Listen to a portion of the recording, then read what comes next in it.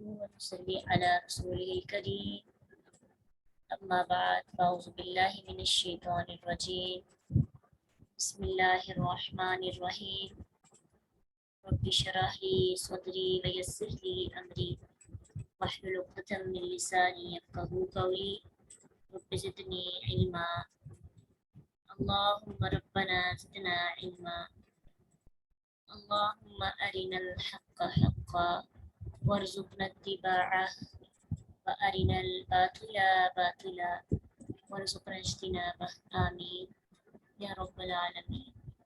16 سے وما اور نہیں خلقنا پیدا کیا ہم نے خلقا پیدا کیا نہ ہم نے السماء آسمان والارض اور زمین کو وما اور جو بینہما ان دونوں کے درمیان ہے بینہ درمیان ہما ان دونوں کے لاعبین کھیلتے ہوئے لام عین با اس کا روٹ ورڈ ہے۔ لو اگر ارادنا ارادہ کرتے ہم یا چاہتے ہم ان کے نتخذہ ہم بنا لیں نون جو ہے نا شروع میں ہم کے لیے اور لہون کوئی کھیل لاعب اور لہو میں تھوڑا سا فرق ہے دونوں لفظ کھیل کے لیے آتے ہیں انشاءاللہ جب تفسیر کرتے ہیں تو پھر ہم اس کو دیکھیں گے ان دونوں میں کیا ڈفرنس ہے۔ لَتَّخَذْنَاهُ یقیناً بنا لیتے ہم اسے من لدنا اپنے پاس سے من سے لدن پاس نہ اپنے یہ توڑ کے پیپر میں آپ کو یہ بھی پوچھا جا سکتا ہے جن کو توڑ توڑ کے لکھیں ٹرانسلیشن من سے لدن پاس نہ اپنے ان اگر کن نہ ہوتے ہم فاعلین کرنے والے بلکہ نقذف ہم پھینکتے ہیں قاف ذافا قذف نون ہم نقذف ہم پھینکتے ہیں بالحق حق کو علی الباطل باطل پر فیدمغہ واپس یدمغہ وہ سر توڑ دیتا ہے اس کا دال میم غین روٹ ورڈ ہے اس کا جیسے دماغ ہوتا ہے نا دماغ بھی اسی سے نکلا دماغ دال میم غین فَإِذَا آپ دیکھتے ہیں کہ آدھے سے زیادہ لفظ جو ہے عربی کے اردو کے ساتھ ملتے جلتے فَإِذَا تو یکا یک ہوا وہ زاحکن زائل ہو جاتا ہے وَلَکُمْ اور تمہارے لیے الویل ہلاکت ہے مما من اور ما سے مل کر بنتا ہے مما من اور ما سے نون ساکن اور میم جب اکٹھے آ جاتے ہیں تو وہ مشدد ہو جاتے ہیں یعنی نون کو ختم کر دیا جاتا ہے اور میم کو ملا دیا جاتا ہے مما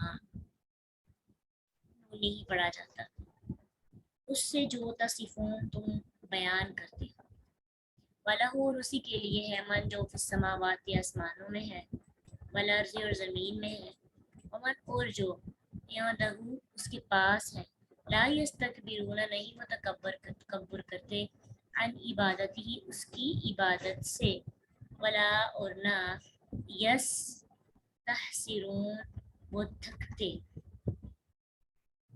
یستحسرون کا روٹ ورڈ ہے حاسین را اس کا مطلب ہوتا ہے تھک جانا اور ویسے بیسیکلی اس کا مطلب کچھ اور ہوتا ہے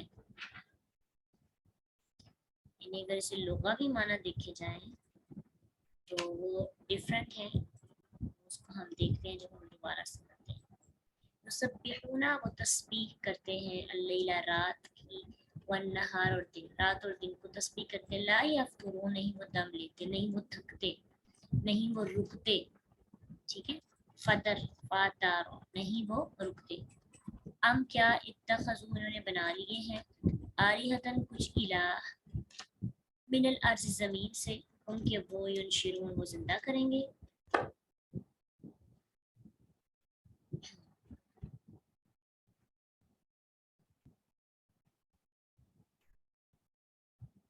کل ہم پڑھ رہے تھے نا کہ اللہ سبحانہ تعالیٰ پہلی قوموں کے بارے میں بتاتے ہیں کہ وہ اس دنیا کے اندر آئیں آ کے انہوں نے زندگی کو کھیل تماشے کی زندگی بنایا اور اسی طرح چلے گی تو اللہ تعالیٰ آپ بتا رہے ہیں کہ ہم نے ان کو جڑ سے اکھاڑ کر پھینک دیا ان کو جو ہے ختم کر دیا، تو کسی کے ذہن میں یہ سوال آتا ہوگا کہ اللہ نے ایسے کیوں کیا، اللہ کو کیا ضرورت تھی کہ اللہ یہ سب کرتے. آ جاتا ہے نا ذہن میں یہ سوال. تو یہاں پہ اس کا جواب دیا جا رہا ہے کہ اللہ سبحانہ تعالیٰ نے اس کائنات کو اس لیے نہیں بنایا کہ ہاں اس کے ساتھ کھیلا جائے. کھیل کود کی چیز نہیں اللہ نے اس کائنات کو بنایا. یہ ایک سیریس زندگی ہے. ٹھیک ہے، لوگ کہاں مشغول ہیں. ہم نے یہ سب کھیلنے کے لیے تھوڑی بنایا ہے. جیسے آپ سمندر کے کنارے جاتے ہیں، آپ وہاں پہ ریت کے ساتھ چھوٹے چھوٹے مکان بناتے ہیں. مکان بنا کے چھوٹے چھوٹے کھیلنے کے لیے اس کو خود ہی توڑ کے آ جاتے ہیں. کھیل میں دی اینڈ یہی ہوتا ہے کہ وہ ختم ہو جاتی ہے اور اس کا کوئی مقصد کوئی پرپز نہیں ہوتا. لعب کہتے ہیں ایسی کھیل جس سے کچھ بھی حاصل نہ ہو. یعنی آپ دیکھیں کھیلنے کے بعد کیا حاصل ہوتا ہے، کچھ بھی تو نہیں حاصل ہوتا. تو اللہ کہتے ہیں کہ یہ کوئی ریت کا گروندا نہیں ہے جیسے تم ریت سے کھیلتے ہو تو تم اس سے کھیلو اور بعد میں چلے جاؤ. مثلا انسان، اللہ تعالیٰ نے انسان کو پیدا کیا، انسان پیدائش کے بعد کھاتا پیتا ہے، بڑا ہوتا ہے، جوان ہوتا ہے، عیش و عشرت کی زندگی گزارتا ہے، موج مستیاں کرتا ہے گناہوں میں، پھر وہ فوت ہو جاتا ہے. اللہ نے اس مقصد کے لیے تھوڑی زندگی بنائی ہے. وما خلقت الجن والانس الا ليعبدون. اللہ نے جن اور انسانوں کو اپنی عبادت کے لیے پیدا کیا ہے، اس لیے نہیں پیدا کیا کہ وہ کھیلیں اور فوت ہو جائیں. لوگ کہتے ہیں نا چند دن کی زندگی ہے، موج کر لیں، مستیاں کر لیں، بعد میں پتہ نہیں کیا ہونے، مر جائیں گے. اور سو باتیں، یعنی کسی کو سمجھانا مشکل ہے، اپنی ذات کو سمجھانا مشکل ہے. ہم کس طرح کی زندگی گزار رہے ہیں، ہماری پوری کی پوری زندگی کھیل پر مبنی ہے. We have no target, no destination, no purpose of life. ہم بے وجہ بے مقصد کی زندگی جی رہی ہے، کوئی ڈائریکشن نہیں ہے ہماری. ہم جدھر ہم اٹھتے ہیں اور ہمارا نفس ہمیں چلاتا ہے، ہم چلے جاتے ہیں. ہم کھیل میں مشغول ہیں. جیسے آپ دیکھیں کرکٹ دیکھتے ہیں، آپ دیکھیں اس کو دیکھنے سے اس کے ہار اور جیت کا آپ کو کوئی فائدہ ہے؟ نہیں ہے نا. وہ 1 یا 2 گھنٹے کی کھیل ہے جو ہم دیکھتے ہیں، لوگ بھی دیکھتے ہیں، سب مشغول ہوتے ہیں. لیکن ہم تو پوری زندگی اپنی کھیل کے اندر گزار رہے ہیں، گیمز کے اندر. اب دیکھیں کہ آپ کے موبائل کے اندر گیمز ہیں، کچھ لوگ گیمز کی ایڈکشن کا شکار ہو جاتے ہیں، ایڈکٹ ہوتے ہیں. اتنی گیمنگ میں ان کی انٹرسٹنگ ان کو گیمیں لگتی ہیں کہ وہ بس وہی کھیلتے رہتے ہیں. کیا فائدہ ہوتا ہے ان کو کھیل کھیل کے؟ کوئی فائدہ صرف تھکن کی. کوئی ان کو پیسے ملتے ہوں یا ان کا وقت سیو ہوتا ہو یا ان کا مائنڈ جو ہے وہ فریش ہوتا ہو، بلکہ اور الجھ جاتا ہے جب آپ ہار اور جیت میں پڑ جاتے ہیں. تو زندگی گیم نہیں ہے. اللہ تعالیٰ نے اس دنیا کے اندر مستیاں کرنے نہیں بھیجا، اللہ نے پارٹیز کرنے نہیں بھیجا. اللہ تعالیٰ نے اس دنیا کے اندر شغل لگانے کے لیے نہیں بھیجا کہ ہم کہتے ہیں جی ابھی تو ابھی جوان ہے، خس کھیل لیں اور پارٹیز کر لیں، بعد میں میچور ہو جائیں گی زندگی بڑی. یہ جو عمر آپ کی ہے جوانی کی، اصل میں یہی سیریس ہونے کی عمر ہے. بعد میں تو انسان کے پاس ذمہ داریوں کی بھرمار ہو جاتی ہے. تو جو بندہ اپنی جوانی کو نہیں سنبھال پاتا، کیا بھروسہ ہے کہ وہ اپنی اخروی جو آخرت اس کی زندگی ہے اس سے پہلے اس کو جو اللہ تعالیٰ لمحات دیں بڑھاپے میں، ہو سکتا ہے اس کو بڑھاپا ملنا ہے کہ نہیں، اس کو سنبھال پائے گا کہ نہیں. تو یقین اور عبادت اور تقوی اور توکل اسی عمر میں پیدا ہوتا ہے. تو اللہ آزماتے بھی ہیں. جو بندہ قرآن کے راستے پہ نکلتا ہے نا، ٹھیک ہے، اس کو آزمایا جاتا ہے. کھیل یہ نہیں ہے کہ آپ کو تکلیف پہنچ رہی ہے اور آپ کو پریشانی ہو رہی ہے اور پھر آپ اللہ سے جا کے دعائیں مانگتے ہیں یار آپ میری تکلیف کم کر دیں. یہ نہیں ہے کھیل. یہ تو اللہ آپ کو سیریس کرنے کے لیے آزمائشوں کے ذریعے آپ کو ٹھیک کر رہے ہیں. آپ نے کسی دیوار کو سیدھا کرنا ہو تو آپ اس کو مختلف اوزار یوز کرتے ہیں، اس کو پلین کرتے ہیں. ٹھیک ہے، دیوار کو درد تو ہوتی ہوگی، تو آپ کی زندگی میں بھی اللہ تعالیٰ اس کو ہموار کرنے کے لیے، اس کو ایک مقصد چلانے کے لیے پرابلمس میں آپ کو ڈالتے ہیں، آزمائشوں میں ڈالتے ہیں. ये ना समझा करें कि हम हमारे साथ तो खिलवाड़ हो रहा है, हम खिलौने हैं, हर कोई हमें परेशान करता है, हमें डिस्टर्ब करता है, हमारी ज़िंदगी को कोई समझता ही नहीं, हमारी फीलिंग्स को कोई समझता नहीं। अच्छी बात है, अल्लाह आपको लोगों के हाथों तुड़वा कर अपनी इबादत और अपने सजदे का मज़ा देता है। इससे बड़ी खुशकिस्मती की बात क्या है? आपकी नमाजों में खुशू आ जाता है, आपकी आंखें रोने लगती हैं, आप अपने रब को याद करती हैं, आप अपने रब से दुआएं मांगते हैं। ये नहीं खेल, ये तो इबादत है। इसलिए हमें अपने माइंड में रखना चाहिए कि अल्लाह ने इस दुनिया के अंदर हमें इसलिए नहीं भेजा कि हम ऐसे कामों में अपना वक्त गुजारें जैसे कोई भी हासिल कुछ भी हासिल ना होता। आप जब भी कोई एक्टिविटी करते हैं ना, तो आप ये सोचा करें कि अच्छा मुझे इससे क्या फ़ायदा होगा। मसलन मैं पेंटिंग करती थी, तो काफ़ी उसके ऊपर टाइम लगता है, तकरीबन आप पूरा दिन उसके ऊपर जो है ना आपका लग जाता है। बन बनाती 2-3 घंटे में बन जाती है, लेकिन फिर इंसान का माइंड उसके साथ जुड़ा रहता है। अच्छा, बार बार उसको देखना, उसको खुशी महसूस होती है जब आप कोई भी काम ये करते हैं, खुद अपने हाथों से बनाते हैं। तो काफ़ी देर मैंने उसके अंदर अपने आप को मसरूफ़ किया जब भी मेरा दिल चाहा। अभी सिर्फ इस सोच के तहत मैं ये सोचती हूँ कि अच्छा मैं पेंटिंग कर लूँ, लेकिन मुझे इससे क्या फ़ायदा होगा और दूसरों का से क्या फ़ायदा होगा, सिवाय देखने के अच्छा बड़ी प्यारी बनी है, बड़ी खूबसूरत है, ठीक है, बस तारीफ, बस। इसके अलावा क्या फ़ायदा मुझे? क्या मुझे अल्लाह इसका अजर देंगे? क्या लोगों की ज़ात में या ज़िंदगी में इसकी वजह से कोई चीज़ ऐड होगी? कभी कभार अगर आप कर लेते हैं अपने माइंड को फ्रेश करने के लिए, या जैसे आप पार्क में घूमने जाते हैं, या वैसे मेंटली तौर पर अपने आप को रिलैक्स करने के लिए, तो वो एक चीज़ ठीक है।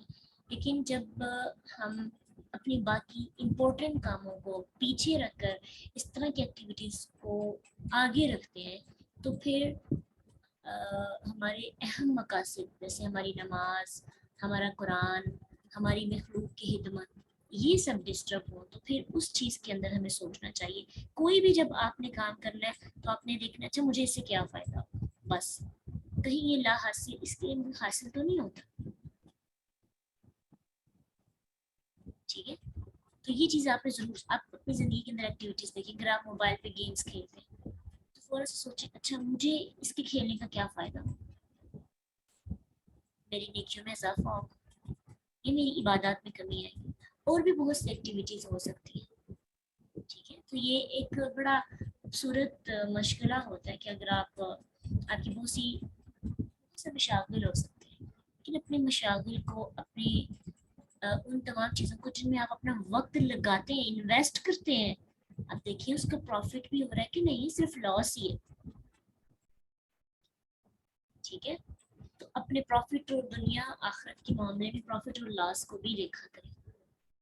और इसी तरह अगर आप सारा दिन खाना बनाते रहते हैं, खाने पीने की ही आपको बस चाहत है, तो ये भी एक अच्छी चीज़ नहीं है कि आप हर वक्त खाना ही बनाते रहें, ठीक है। आप अपने अपने एक माइंड को सेट करें कि हर वक्त खाना भी अच्छी बात नहीं है, ये भी हमारे ईमान को कम करता है। चार चीज़ें होती हैं जिसकी वजह से इंसान का ईमान डिस्टर्ब हो जाता है: ज़्यादा खाना, ज़्यादा सोना, ज़्यादा बोलना, ज़्यादा हंसना, ठीक है, और ये ज़्यादा लोगों से मिलना, मिलने का कोई फ़ायदा ना। तो ये सारी एक्टिविटीज़ हमें मशगूल करती हैं दुनिया के अंदर, जिनसे कोई हम हासिल नहीं करते। अगर हम सोते हैं, ज़्यादा सोते हैं, एक तो बेसिक नीड है ना, इसके अलावा हम एक्स्ट्रा अपनी नीड पूरी करते रहते हैं। सोचा करें मुझे इससे क्या फ़ायदा होगा, इसकी जगह कोई प्रोडक्टिव काम करो। प्रोडक्टिव काम जब भी आपके जहन में है, तो उसमें अपनी आखिरत को ज़रूर आया करें जी, इस काम के करने से मेरा रब खुश होगा कि नहीं, इस काम के करने से मैं किसी के लिए आसानी पैदा कर सकती हूँ कि नहीं।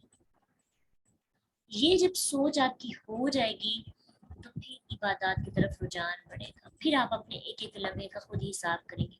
अदरवाइज लाइब, یعنی ایسے کام کرتے جائیں گے جن سے ہم کچھ بھی حاصل نہیں کرتے.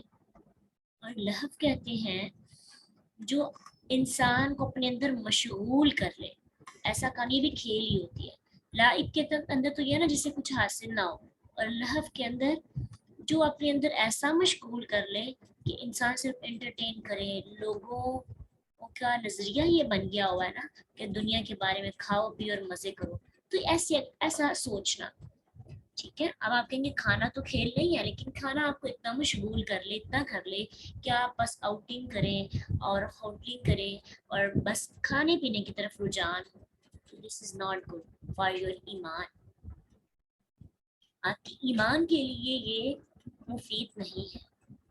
کبھی کبھی اپنے پیٹ کو بھوکا رکھنے کی بھی عادت آنی چاہیے, اس لحاظ سے کہ میرا نفس تھوڑی دیر اذیت میں رہے.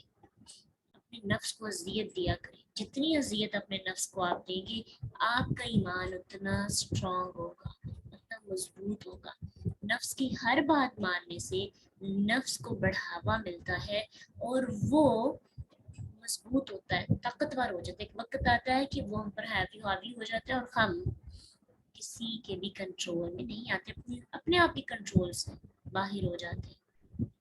حتیٰ کہ ہم لوگوں کی سوچ اس قدر کھیل تماشا مزے لینے میں, ہر چیز میں ہم انجوائے چاہتے ہیں. ایون کہ ہم چاہتے ہیں کہ قرآن کی مجالس میں بھی ہمیں انجوائے کروایا جائے, انٹرٹین کیا جائے. کبھی کبھی ہم کچھ محفلیں مجلس سے جوائن کرتے ہیں نا, بعد میں کہتے ہیں جی مزہ نہیں آیا قرآن سیکھنے کا, کوئی انٹرٹین نہیں کیا, کوئی ہنسی کی بات نہیں. اسی لیے تو لوگ جہنم کی اور عذاب کی باتیں جو سناتا ہے اس کی باتیں نہیں سننا پسند کرتے. بس جو مزے دلائے, جو فن کرے, جو فنی باتیں کرے, ہم ان مجلسوں کو ہی جوائن کرتے ہیں جہاں پہ فن ہوتا ہے. ہر چیز میں مزہ نہیں ہے. اگر ہم قرآن کو مزے کے لیے پڑھتے ہیں, کہ انٹرٹین ہونے کے لیے پڑھتے ہیں, تو پھر تو عمل کی طرف نہیں آ سکتے. اب یونیورسٹیز میں ہم جاتے ہیں تو ہمیں کسی سبجیکٹ میں مزہ آئے یا نہ آئے, ہم اس کو کرتے ہی ہیں نا. اس کو 3 بار بھی نہیں, ہمارا انٹرسٹ نہیں ہے اس کے اندر, لیکن ہمیں اپنی ڈگری مکمل کرنے کے لیے اس کو مطلب نہ چاہتے ہوئے بھی ہم اس کے اندر انٹرسٹ ڈیولپ کرنا پڑتا ہے, اس کو سیکھنا پڑتا ہے. نہیں سمجھ آ رہی, دماغ لڑاتے ہیں آپ. یہ نہیں کہتے کہ مجھے یہ کتاب نہیں کرنی, میں چھوڑ رہی. ڈگری کمپلیٹ نہیں ہوگی, آپ کی گریڈز کم ہو جائیں گے. تو قرآن کے اندر جب ہمیں مزہ نہ آنے لگے تو ہم اس کو چھوڑ کے چلے جاتے ہیں, نہیں مجھے مزہ نہیں آ رہا ہے. ٹھیک ہے, تو دین کو تب تک لینا کہ جب تک اس کے اندر مزہ آئے, اور جب مزہ نہ آئے تو چھوڑ دینا, تو پھر کچھ بھی ہاتھ نہیں آئے گا. دین کو صرف مزے کے لیے نہیں لیتے, عمل کے لیے لیتے ہیں. دین لعب اور لہو نہیں ہے. ہم نے اپنی عادتیں بگاڑ لی ہیں. ہم ہر چیز میں مزہ چاہتے ہیں, ہم دین میں بھی مزہ چاہتے ہیں. یہی وجہ ہے کہ ہماری کچھ مجلسیں ایسی ہوتی ہیں کہ جس میں صرف انٹرٹین کیا جاتا ہے. ماشاءاللہ سے یہ مبارک مہینہ جس میں عبادات میں اضافہ کرنا چاہیے تھا, اس کے اندر ہی آپ دیکھیں کہ مجلسیں ہوں گی, میلاد وغیرہ ہوں گے, نعتیں پڑھی جائیں گی, لیکن کسی سے پوچھا نہیں جائے گا کہ تمہیں کیا سنا, سمجھ بھی آئی کہ نہیں. بس یہ غور کیا جاتا ہے کس کی آواز پیاری ہے, آوازوں کو سن رہے ہوتے ہیں اور تبصرے کرتے ہیں. پھر اچھے اچھے کپڑے پہن کے جاتے ہیں, کپڑوں پہ بات ہوتی ہے, اور پھر کھانا پینا, گپ شپ, اور پھر قرآن خوانی جب کروائی جاتی ہے تب بھی لوگ یہی کرتے ہیں. قرآن کی محبت میں تو نہیں جاتے.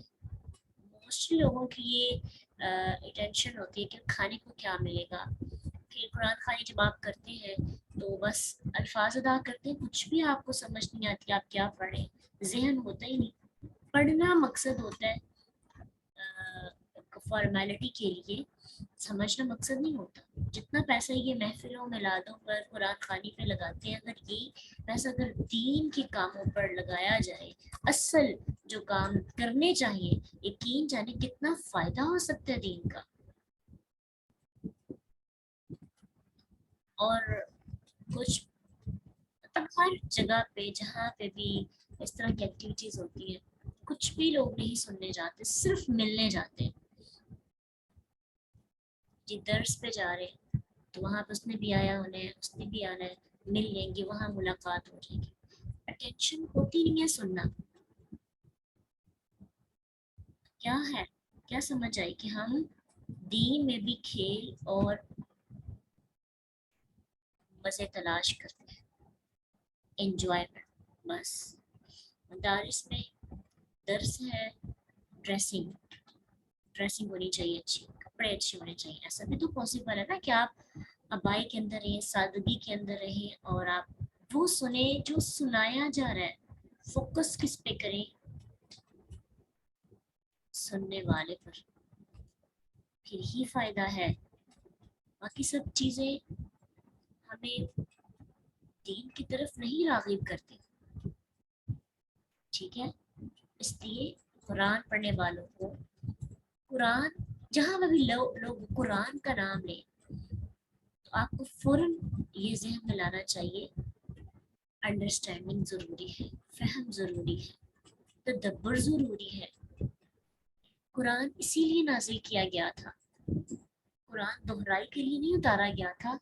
قرآن نور ہے، اور نور کب بنے گا قرآن؟ جب ہمیں اس کی سمجھ آئے گی.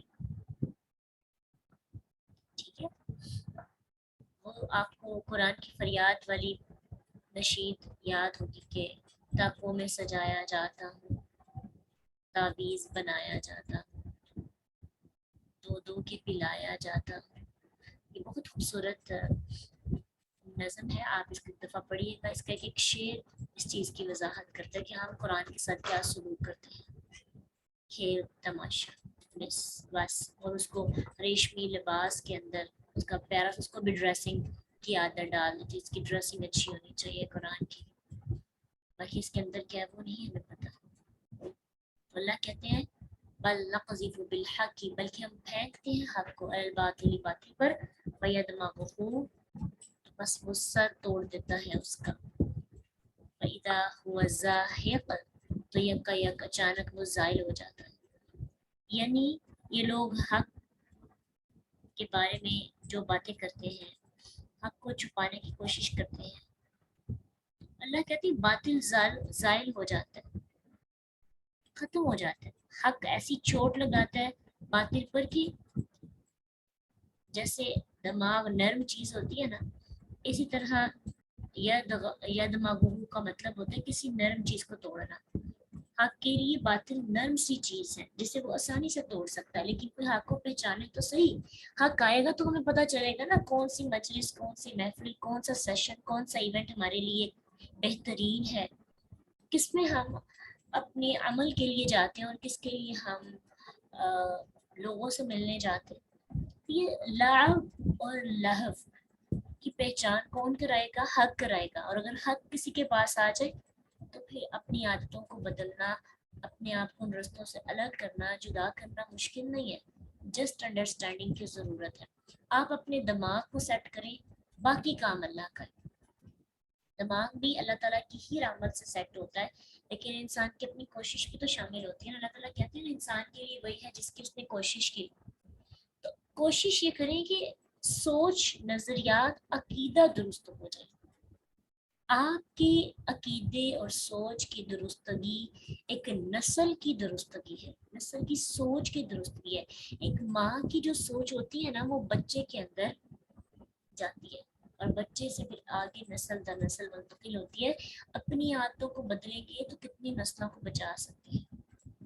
وَلَكُمُ الْوَيْلُ مِمَّا تَصِفُونَ، تمہارے لیے خلاقت ہے ایسے جو تم بیان کرتے ہو. کیا بیان کرتے ہو؟ اللہ کے بارے میں ایسی باتیں جو اللہ کے ساتھ نہیں جوڑنی چاہیے. اللہ کا بیٹا بنا دینا، تخلیقی کائنات کو دھوکا سمجھنا، دنیا تو بس کھیل کی جگہ ہے، جسٹ انجوائے، اور پھر کھانا پینا، پہننا، سو جانا. ان سب باتوں کو کیا چیز توڑ کے رکھ دیتی ہے؟ آخرت کی حقیقت. آخرت کل یہی سیکھا تھا. آخرت کی یاد، آخرت کا ریمائنڈر ہمیں یاد کرواتا ہے کہ اصل میں زندگی کیا ہے. دنیا میں ہم حق کے لیے آئے ہیں. عما یتساءلون عن النبأ العظیم، وہ جو عظیم خبر ہے وہ ہمیں اس چیز کی طرف راغب کرتی ہے کہ ہم اپنے اصل مقصد کو پہچانیں. تو سب کیسے ختم ہوگا، ہماری تربیت کیسے ہوگی؟ حق کی چوٹ کے ساتھ. وَلَهُ مَا فِي السَّمَاوَاتِ وَالْأَرْضِ، اسی کے لیے جو بھی آسمان اور زمین میں ہے اور اسی کا ہے. وَمَنْ عِنْدَهُ، اور جو اس کے پاس ہے، لَا يَسْتَكْبِرُونَ عَنْ عِبَادَتِهِ، یعنی اس کے پاس جو فرشتے ہیں وہ اس کی عبادت کرتے ہیں اور عبادت کرنے میں تکبر نہیں کرتے اور نہ ہی تھکتے ہیں. اس کے مقرب ترین اس کی عبادت سے خود کو بری نہیں کرتے، بڑا نہیں سمجھتے. اور حسر کہتے ہیں کسی چیز کو ننگا کرنا، حاسین را، اس سے پردہ اٹھانا، ظاہر کرنا. اب تھکنے اور پردہ اٹھانے میں کیا مماثلت ہے؟ یہاں تو اس کا مطلب تھکنا کیا گیا. جب انسان تھکتا ہے تو انسان اپنی اصل شکل میں آ جاتا ہے. ٹھیک ہے، جب آپ تھکاوٹ میں ہو تو آپ یہی دیکھتے سامنے کون ہے. جس طرح آپ کا لیٹنے کو دل کرتا ہے آپ لیٹ جاتے ہیں، آپ جس طرح کھانے کو دل کرتا ہے کھاتے ہیں. تھکن میں انسان سب کچھ بھول جاتا ہے اور بالکل اپنی اصل حقیقت میں آ جاتا ہے. اس لیے اللہ کہتے ہیں کہ فرشتے اس کی عبادت کرتے ہیں، عبادت کرتے کرتے تھکن بھی نہیں ان کو ہوتی، تھکتے ہی نہیں ہیں. اپنے آپ کو اس عبادت سے بری نہیں سمجھتے کہ ہم کیوں کریں. یسبحون اللیل والنہار لا یفترون، اور وہ تسبیح کرتے ہیں. سبح یسبح یعنی ایسی تسبیح جو مسلسل کی جاتی ہے، تفعیل سے نا، اہتمام کے ساتھ مسلسل تسبیح کرتے رہتے ہیں اور ایک دم بھی ریسٹ نہیں کرتے، ایک لمحے بھی ریسٹ نہیں کرتے، رکتے ہی نہیں ہیں، تھکتے ہی نہیں ہیں. جو اللہ نے ڈیوٹی لگائی اس میں لگے رہتے ہیں. اللہ نے کہا کسی کو آپ نے رکوع کرنا ہے، وہ رکوع میں ہی رہتا ہے. کسی فرشتے کو کہا آپ نے سجدے میں رہنا ہے، وہ سجدے میں رہتا ہے. جس کو کہا تسبیحات کرنے ہیں وہ تسبیحات کرتے رہتا ہے. جو اللہ نے ان کو ڈیوٹیاں لگائی ہیں اس سے ایک لمحہ بھی ادھر ادھر نہیں ہوتی. تو کیا اللہ کو ہماری عبادت کی ضرورت ہے؟ اتنی بڑی ذات کی عبادت کرنے والے اتنے زیادہ فرشتے، کیا اللہ تعالیٰ کو ہماری عبادتوں کی ضرورت ہے؟ نہیں. ہمیں ضرورت ہے کہ ہم اس کی عبادت کر کے اس کے محبوب بندے بنے. اس کے پاس تو اتنی فوج ہے، اس کو ہماری ضرورت ہی نہیں. وہ غنی ہے، وہ بے نیاز ہے. ان سب کے باوجود ہم اللہ کی حقیقت کو پہچان کر بھی ام اتخذوا آلہۃ، کیا انہوں نے بنا لی کچھ الہ من الارض، زمین سے، ہم ینشرون، کہ وہ زندہ کریں گے. اللہ کہتے ہیں کتنے بیوقوف انسان ہیں، سب کچھ جان کر، ساری حقیقت واضح ہونے کے بعد بھی تم زمین میں سے کچھ چیزوں کو الہ بنا لیتے ہو. اب یہاں پہ اللہ نے لوگ نہیں مینشن کیے، انہوں نے بنا لی کچھ الہ زمین سے، یعنی زمین کی کچھ چیزیں، چاندی، سونا سے بنے ہوئے جو بت ہوتے ہیں، پتھر، مصنوعات. پھر اسی طرح لوگوں نے مرے ہوئے فقیر اور پیروں کو اپنا الہ، اپنا مشکل کشا سمجھنا شروع کر دیا، ان کو سفارش کے قابل سمجھنا شروع کر دیا، اللہ کے ساتھ شریک ٹھہرانا شروع کر دیا. اللہ تعالیٰ کو ان سب چیزوں کی ضرورت نہیں ہے، اور وہ یہ سمجھتے ہیں کہ یہ لوگ زندہ کریں گے. ٹھیک ہے، اللہ ان سب چیزوں سے بری ہے. اللہ کہتے ہیں لو کان فیہما آلہۃ، اگر کوئی الہ ہوتا اللہ کے سوا، دو الہ ہوتے، لفسدتا، تو وہ دونوں بگڑ جاتے آپس میں. جب کلشیں ہوتی ہیں آپس میں ان کی تو سوچ ہی میچ نہ ہوتی. سبحان اللہ رب العرش عما یصفون، بس پاک ہے اللہ جو رب ہے عرش کا اس سے جو وہ بیان کرتے ہیں، جو اللہ کے بارے میں وہ شریک ٹھہراتے ہیں، مشکل کشا، اور لوگوں کو حاجت روا سمجھتے ہیں اور لوگوں کو اللہ کے علاوہ مددگار سمجھتے ہیں. اللہ ان سب چیزوں سے پاک ہے. اللہ کو کسی کی ضرورت نہیں. اللہ کے پاس تو اتنی فوج ہے. اللہ کا آسمان، اللہ کی زمین پر اگر غور کریں تو ہمیں پتہ چلے کہ ہم کتنے ہی لاپرواہ، کتنے ہی کم علم اور کتنی کم عقل اور کتنی ہی لاشعوری زندگی جی رہے ہیں کہ ہمیں رب کی پہچان ہی نہیں ہے. وہ رب ہی ہے جو کسی کو زندہ کرتا ہے، جو کسی کو مارتا ہے. جو کسی کو نعمت دیتا ہے، کسی کو آزمائش میں مبتلا کرتا ہے، کسی کو بے چین کرتا ہے، یہ اس کی حکمتیں ہیں. لا یسأل عما یفعل، نہیں وہ پوچھا جاتا اس کے بارے میں جو وہ کرتا ہے. وہم یسألون، لیکن لوگوں کو پوچھا ضرور جائے گا جو وہ کر رہے ہیں. رب اگر کسی کو تکلیف دے، رب سے کوئی نہیں پوچھے گا. اور اللہ یہ بات ہمیشہ یاد رکھیں، اگر آپ کی زندگی میں کوئی آزمائش آئی ہے، تکلیف آئی ہے، پرابلم آئی ہے، آپ بے چین ہے، تو اللہ تعالیٰ نے اگر آپ کو اس حالت میں مبتلا کیا تو اس کی کوئی حکمت ہے. اللہ سے مایوس نہ ہو، اللہ سے گلہ نہ کریں، اللہ سے شکوہ نہ کریں میرے ساتھ ہی کیوں ایسا ہو رہا. اس کا کوئی بھی حکم حکمت کے بغیر نہیں ہوتا. اس کی ذات کو پہچاننے کی کوشش کریں. لا یسأل عما یفعل، اس سے نہیں پوچھا جائے گا جو وہ کر رہے ہیں، لیکن جو تم رسپانس کرتے ہو، ریئیکٹ کرتے ہو، تم سے ضرور پوچھا جائے گا. اپنے ریئیکشن بہتر کر لیں، ہمارا حساب ہوگا. وآخر دعوانا الحمد للہ رب العالمین. سبحانک اللہم وبحمدک، نشہد ان لا الہ الا انت، نستغفرک ونتوب الیک. السلام علیکم ورحمۃ اللہ وبرکاتہ.